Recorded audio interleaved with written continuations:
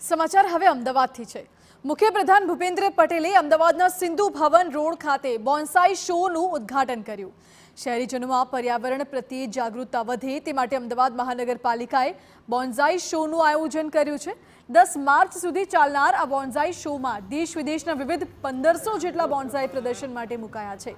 આ બોન્સાઈ શોમાં 10 વર્ષથી માંડીને 200 વર્ષ જૂના બોન્સાઈ જોવાનો શહેરીજનોને લાહવો મળશે। મુલાકાતીઓએ બોન્સાઈ શો માણવા માટે 50 રૂપિયા ટિકિટ પણ ચૂકવવી પડશે।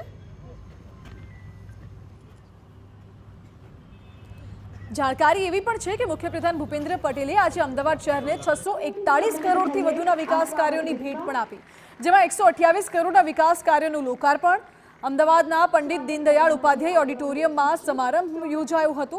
116 કરોડથી વધુના દુકાન અને આવાસોનો ડ્રો, 12 કરોડથી વધુના ખર્ચે તૈયાર થયેલા સિનિયર સિટીઝન પાર્ક, પ્લેગ્રાઉન્ડ, આંગણવાડી અને પ્રાથમિક શાળાઓનું પણ લોકાર્પણ કરાયું।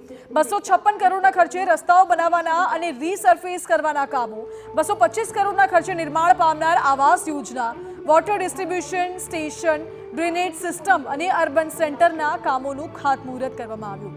કાર્યક્રમમાં ધારાસભ્યો અને હોદ્દેદારો સાથે મોટી સંખ્યામાં સ્થાનિકો પણ હાજર રહ્યા। કાર્યક્રમમાં 400 કમળનો હાર પહેરાવી સીએમનું સ્વાગત કરાયું।